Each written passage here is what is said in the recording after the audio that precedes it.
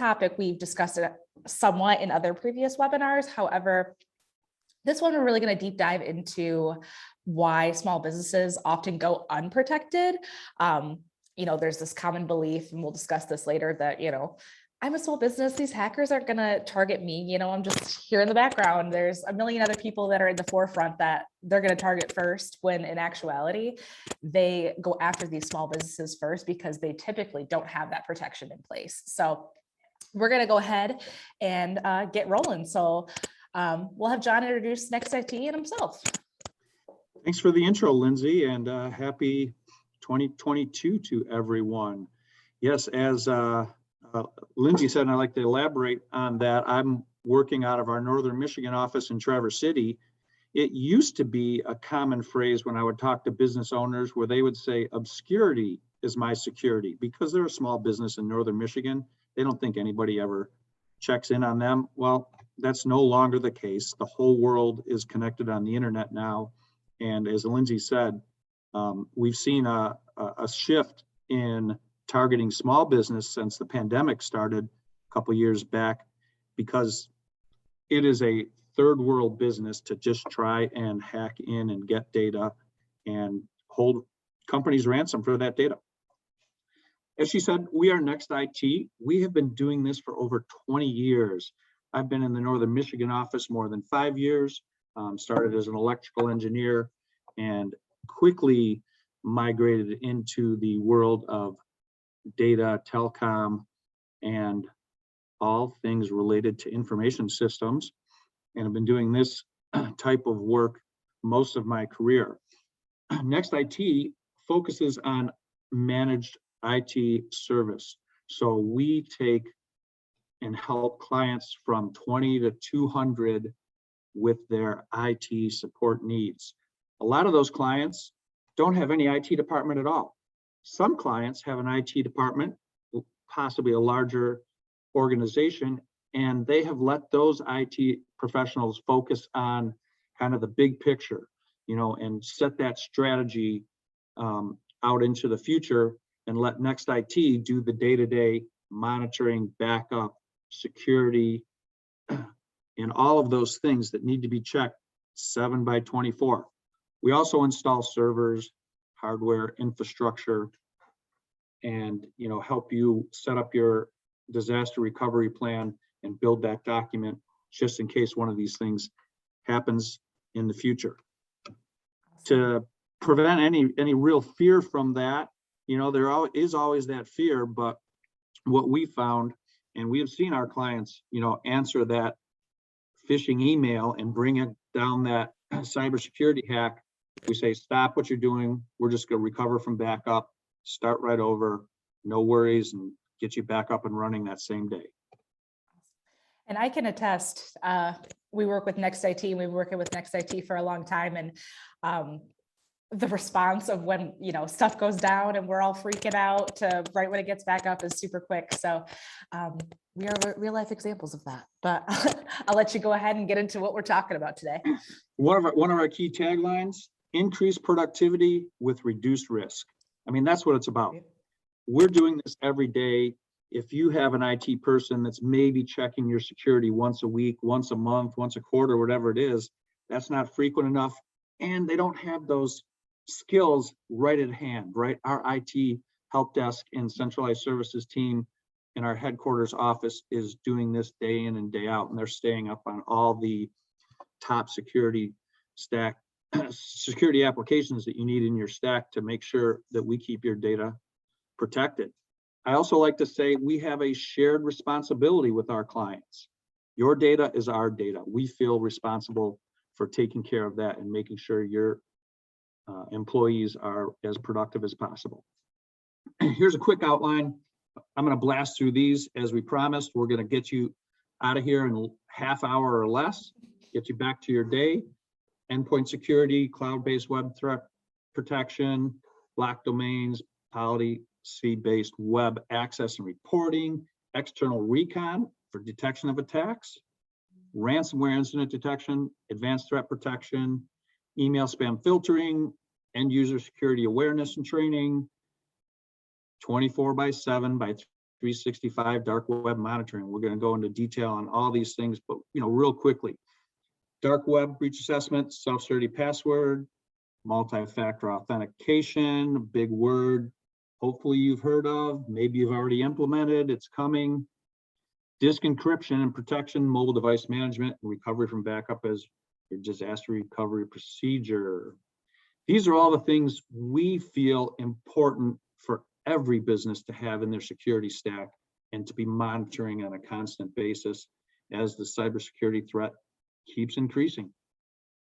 Awesome. Real-time endpoint security threat detection and response. So what we've seen in the last 2 to 3 years is most companies have an antivirus, right? You got it on your servers, you got it on your workstations. Well, the bad actors have figured this out, and what an antivirus will never do is remove a important Windows program, right? Because if the antivirus knocks out your operating system on your laptop or your desktop, well, you're probably going to get rid of the antivirus because you really need your operating system to work. So the bad actors in the cybersecurity world has figured out how to make their threat or their virus or ransomware look like an important Windows application that's needed for the operating system. They can get past, some pretty good antivirus programs. We've got another tool on all your devices, all your endports that goes through and checks these applications. And when they flag something that looks suspicious, it goes through another algorithm and even down to a individual security officer verifying that that's a real and legitimate program that's needed and not a bad application. If they have any questions, they send it right over to our centralized security team. This is a third-party resource that we use, and then our centralized security team will verify that that's something that's needed. It also builds kind of a history of what you're using, and so it recognizes and just monitors and alerts us for all of these different threat detections. Too techy or kind of on point there, Lindsay? I think that's on point. And I think it's pretty interesting too, how you say, when they're targeting these small businesses, regardless of how much cybersecurity knowledge you have, even if you have, a lot of training in it and you know what to look out for, that these bad actors are so good at hiding these applications and posing them as, something that you need or something you regularly open. It really can hit anyone, and it doesn't matter how trained your employees are, how much protection you have. Just sometimes these bad actors are so good at what they do that they get in there. So I think that's very interesting. It was really eye-opening to me. We use our vendors, and Cisco being one of the largest ones on the planet, invested in cybersecurity and making sure all their tools are working properly. 2 years ago, we went to a seminar on this, and they said this is a $60,000 a year business in a third world country that you can buy and actually get support on how to hack and hold clients ransom for their data. Unbelievable. Next topic is a cloud-based web threat protection. So monitor, filtering, and reporting of any communications really you're having outside of your internal organization, right? So we use tools that are not only, protecting from spam and, blocking web pages that are typically known for, bad acting and reporting. Every now and then, I'm in northern Michigan. We like a lot of hunting and fishing up here. So if we're blocking too many of those sporting websites, we hear about it as soon as we onboard customers and say, yep, we should be able to go to Gander Mountain, no problem there. But then also on top of this, our tools are building a list of known bad actors. What happens is you'll click on a web page and maybe the bad actor will put in a redirect on there. And our tools can see that you've clicked on this that request for the redirect comes down to the web page, and then before it goes back out, we're blocking that because we know that's a bad site. That tool gets updated around the world, you know, on a 24/7 basis, and that list keeps growing and growing. The problem is it's kind of a little bit like whack-a-mole, right? As soon as they identify that that's a bad site, another bad actor will pop up and create a new site somewhere else. That's the good and the bad of the flexibility of the internet, right? We can see anything, but then you've got access to everything, right? I like that saying, whack-a-mole. That's what they're that's what they're like. That makes sense. Yeah, it's really just, you know, or it used to be called the cat and mouse game, right? You're just trying to stay one step ahead of the curve. And it takes that constant 7/24 monitoring to do that. Black domains with malware, phishing, botnets, and other high-risk items, you know, if you were to try to build that list by yourself, you'd never stay ahead of it. We have an organization that combines all the security actors and major vendors and keeps that list updated for us. It's really been effective, and the end user doesn't see it. It works in the background. What we're really doing is redirecting that request, checking the list first before it goes out and actually brings back your requested internet content.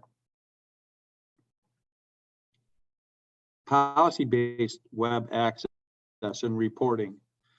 So not just those end devices and looking at web pages, we can go down to the user, the network. There's a multiple number of tools that we use here, starting to move into that next generation firewall as well. So we like to say we provide protection at all levels, web-based with that kind of DNS redirection and make sure you're not requesting information from a known bad actor. The outline, you know, what we call the firewall, the access into your organization. We've got more advanced tools working there. Your end user devices, whether they're workstations connected to the network, laptops connected via Wi-Fi, tablets, cell phones, right? We're all getting our office emails on our cell phones. So that's really a connection back to the network that we've got to maintain and verify the security there. And then all the way down to the end user. We'll see some of those end user tools more later in the presentation. You ever been hacked on the cell phone yet, Lindsay? You know, I have. It's coming. I've had I haven't yet either. I've had my which I'm sure we'll discuss here too in a little bit, but we've had our social profiles hacked. I've had my personal socials hacked. I've also had in, you know, those measures of the two-factor authentication, you know, having multiple like login codes that would send to, you know, friends and family on Facebook or what have you, and they still got in.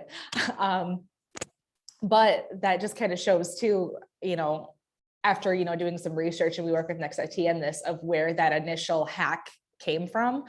And it came from something looking like my regular everyday Apple ID email that, you know, was phished to me. And then it got into giving me some information, or the second I opened it on my phone, it was like, boom, take over, grabbed all my info. But I've definitely seen it on the social profile side of things, of people getting into people's profiles and then harnessing those businesses or those personal accounts as their own. Yeah. And all that information we put on social media, they're using that against us too, right? To seem familiar, like we know your dog's name, we know your birthday, blah, blah, blah. Everything we put out there, they're gathering that information. You wonder where they have all the extra time. Yeah. Artificial intelligence is helping them out in the computer world. Our next topic is external recon, right? Remote desktop ports and external openings into your network. You have valid uses for this, right? Every time one of your users works from home, they have to get into your network. We're showing up those things as well. Highly recommend you're using VPN, virtual private networks, that knows both devices on both ends and not just a remote desktop port. And we're constantly doing scans. There's another slide for that of all of our clients. Ransomware canaries, right? Some organizations have known similar technique called Honeypot to this. I have a lot of clients that will put a fake accounting department in their external web page to try to get these people. So a Ransomware Canary is an application we load on all of your devices, right? And it's checking for these external threats and kind of gives you that early warning of, hey, we see somebody in there and we know this is a bad actor. Some of the really difficult hacks that we've seen and have stopped are actors that will put the virus on your system, but they will wait 30 to 60 days, not only to throw you off. You may have clicked on a phishing email and expect to see that virus come up right away, but if you wait 30 or 60 days, you kind of forget about it. But also they're gathering more information. A lot of times these hacks will be something that just monitors your keyboard strokes. So if you wait long enough, these hackers, and if you don't realize that there's a virus on the system and hasn't alerted you and held anything up for ransom yet, they're waiting to get a password or a birth date or social security number, anything personal, just by monitoring that, and all in the background, they're sending that there. So that's what these canaries do for us, is kind of gives us that early warning, and we go in and stop that threat before it does any damage. It was the first time I've heard of that term honeypot before. And I've heard it used in that sense of like technology or, like cybersecurity or just security in general. But it's interesting to hear it applied to this. Yeah, larger organizations will put, a fake address or file location or something on their network. And then they just have a tool that monitors anybody going in there to see what's happening. And then they start, building a list of bad actors that are coming in, because nobody in their organization is using that. It's just a fake spot. And it's either HR or accounting. I mean, that's really what they're going for, right? They're trying to get our personal information, trying to get credit card numbers, anything they can use to hold against us. An advanced threat intelligence platform, another application that's scanning through all of the applications on your workstations and servers and reporting back to us any, abnormalities. We're going to see a lot more development in automated intelligence. Kind of, I'm seeing a trend where we're monitoring patterns and making sure that end users are doing very similar tasks. And if they notice something different, they just throw up a red flag. Hey, check, did you load this new application? Did you mean to move this file from this area to this area? Did you mean to open up this port to the internet? And humans are kind of creatures of habit, right? We do the same thing almost day in and day out. But when we do something different, and you'll see notifications, the very early stages of this of, hey, we see that you changed your Amazon password. Was that you or somebody else? Everybody's gotten those. Vulnerability scanning, we're constantly scanning through the list of files, and that's something you got to do on a regular basis. And collecting the logs, right? You've got to have a paper trail of where this is coming from.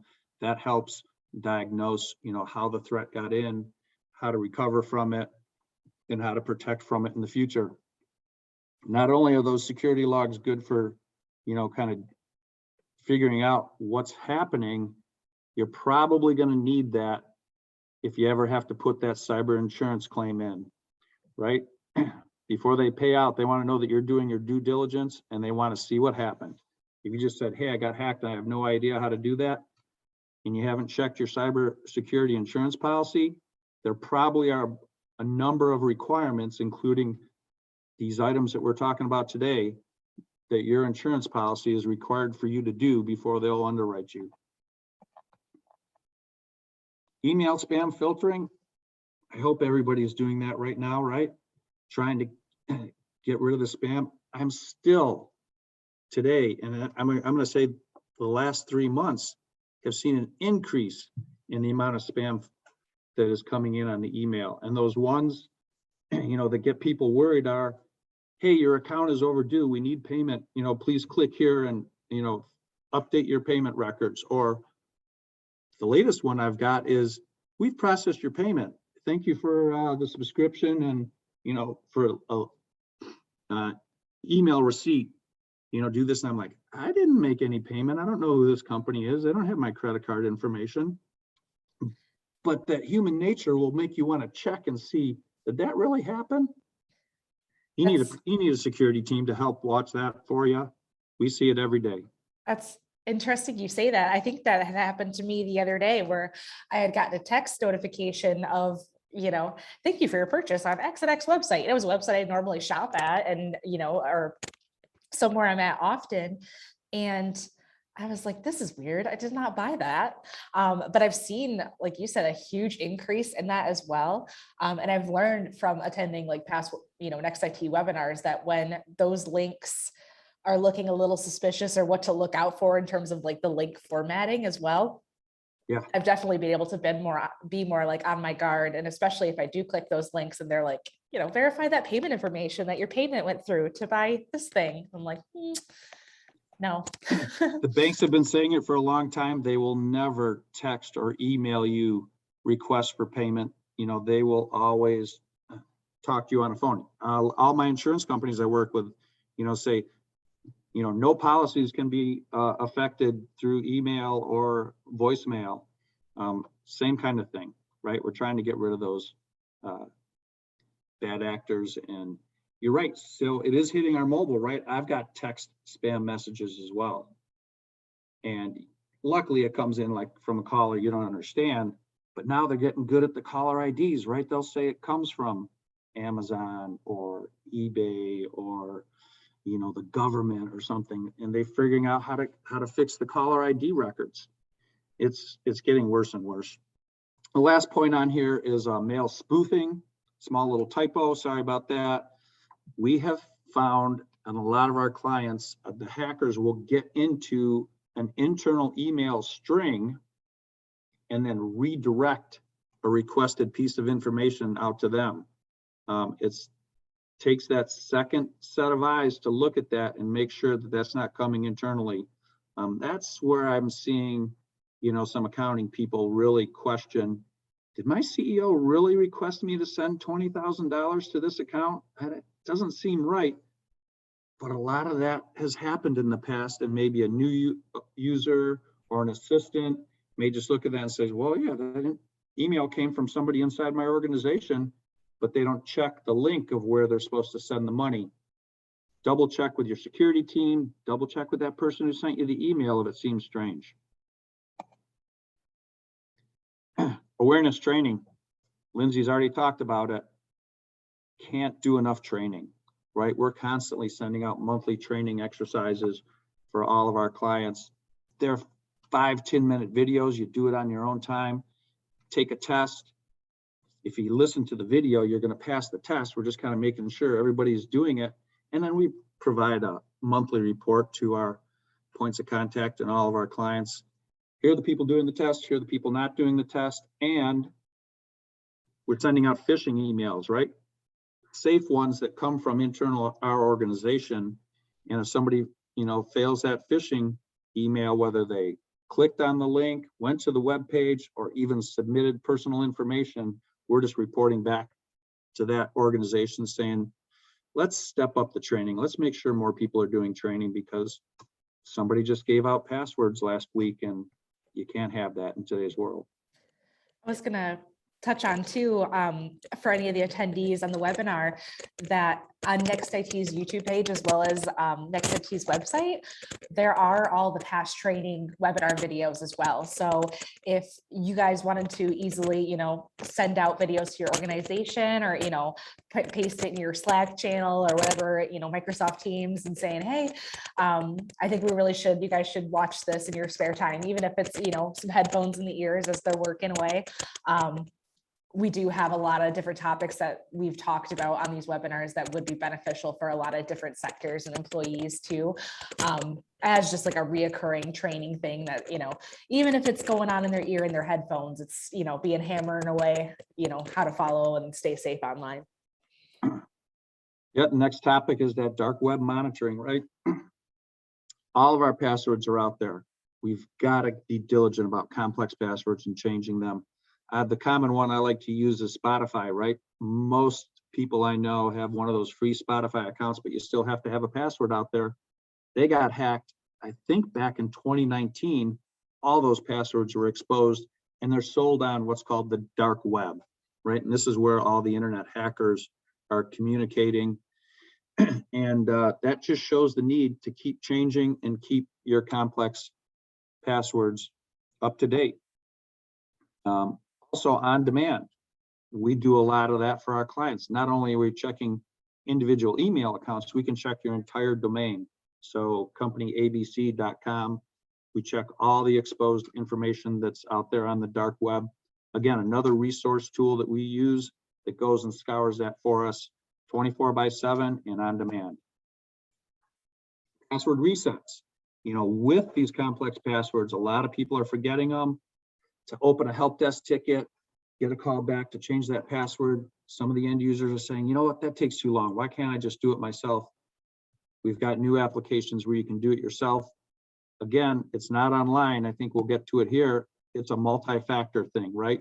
We're not letting you reset the password from your computer, because if the hacker has access to your computer or user ID, they can do it remotely. We're sending it to something you have, probably your cell phone or a dongle. Multi-factor authentication, something you know, that's a password.